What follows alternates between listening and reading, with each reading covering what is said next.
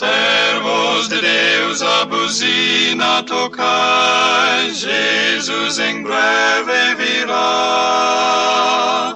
A todo mundo a mensagem levai, Jesus em breve virá.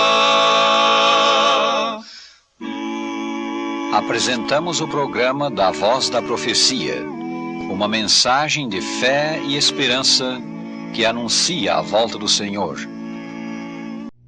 Nas mãos de quem está o nosso destino eterno? Depende ele só de Deus ou só de nós? Se nos perdermos, afinal, quem será o responsável? Essas importantes perguntas foram respondidas por Cristo numa de suas parábolas.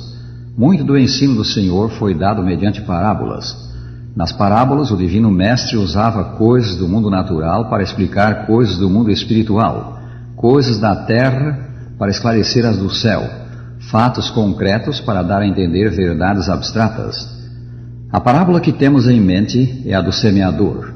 Eis, diz Jesus, que o semeador saiu a semear, e ao semear uma parte caiu à beira do caminho, e vindo as aves a comeram.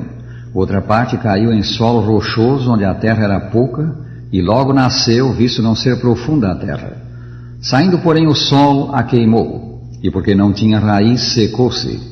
Outra caiu entre os espinhos, e os espinhos cresceram e a sufocaram.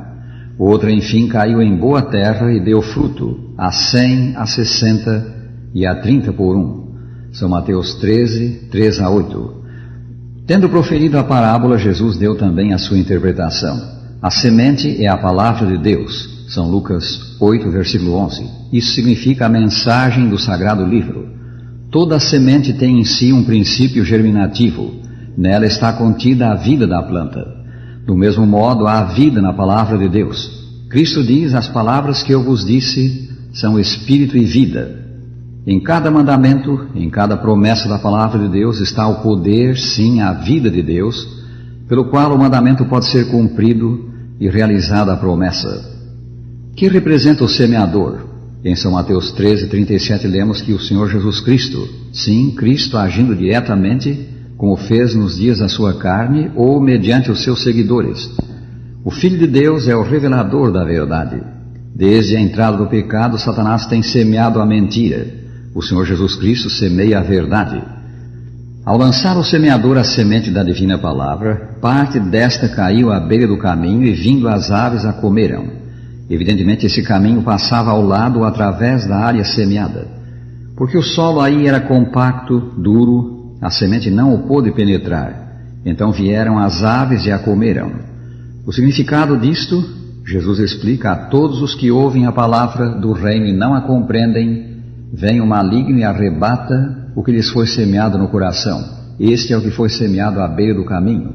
São Mateus 13, 19.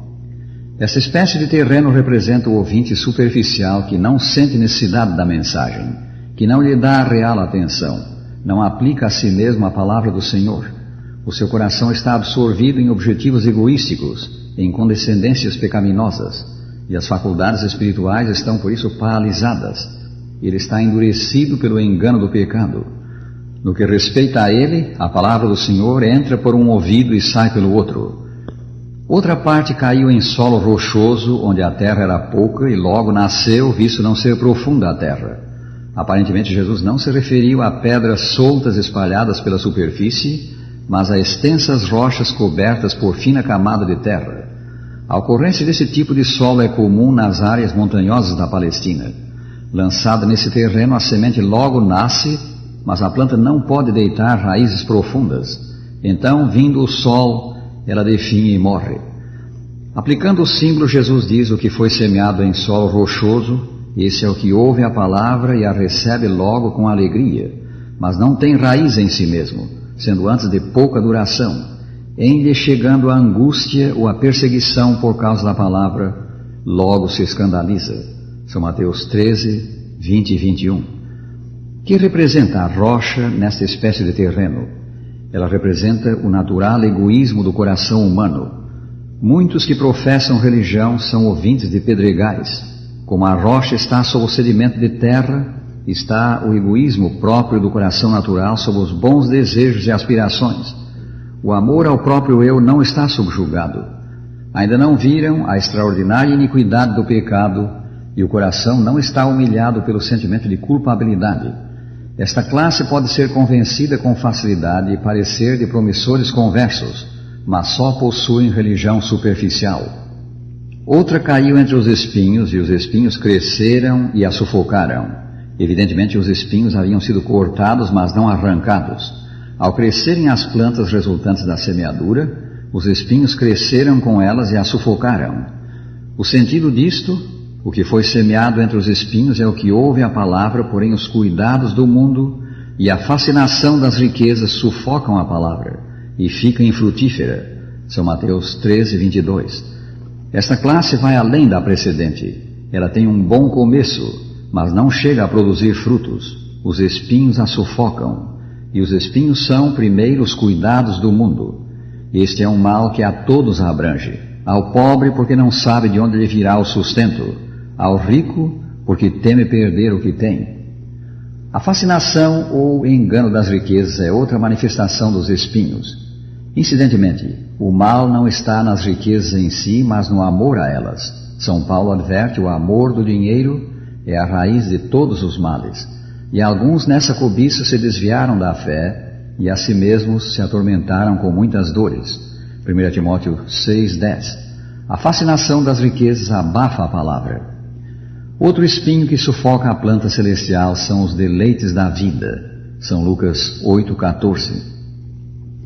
A classe representada pelo terreno cheio de espinhos são os que alcançaram a justificação que Deus dá sobre a base da fé no seu Filho, receberam o perdão dos pecados, provaram o novo nascimento, mas contentaram-se com isso, não cresceram na graça, não experimentaram a santificação, vencendo pela diária entrega ao Salvador os maus traços do caráter, as más tendências, substituindo-os mais e mais pelo perfeito caráter de Cristo. Tiveram um bom começo, mas lamentavelmente não produziram frutos, não acabaram a carreira.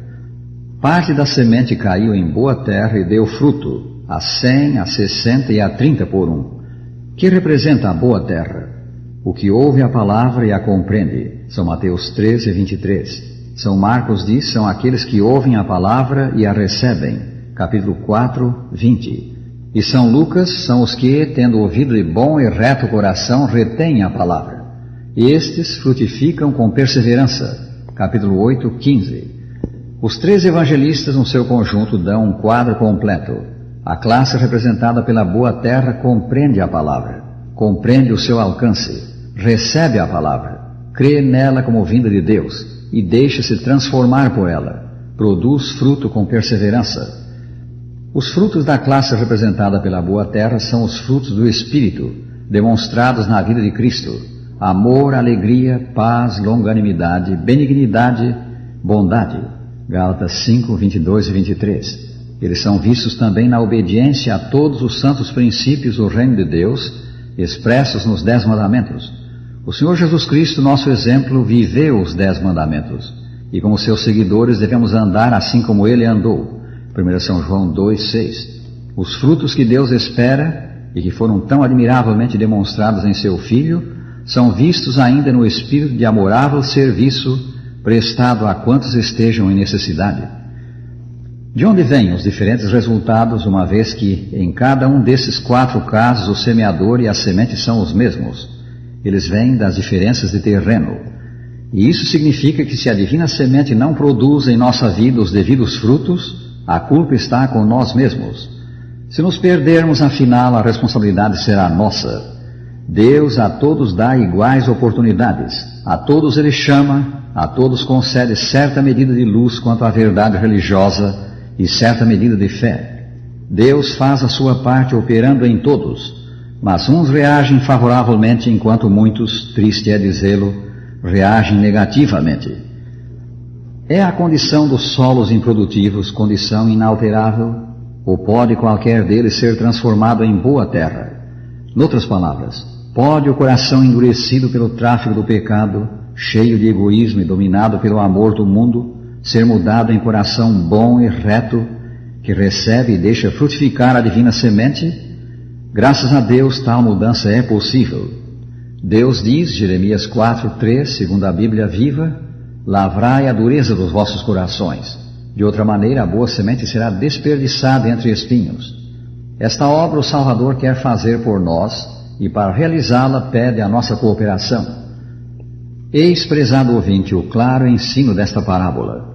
A salvação de nossa alma, a nossa anelada futura bem-aventurança dependem da nossa cooperação com Deus.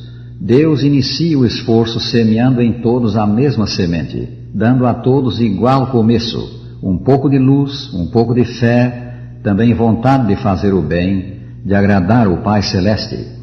Usemos essa vontade resolvendo servi-lo, entregando-nos a Cristo, e qualquer que seja a condição do nosso coração, Cristo fará dele boa terra, fará que produza frutos de semelhança com ele.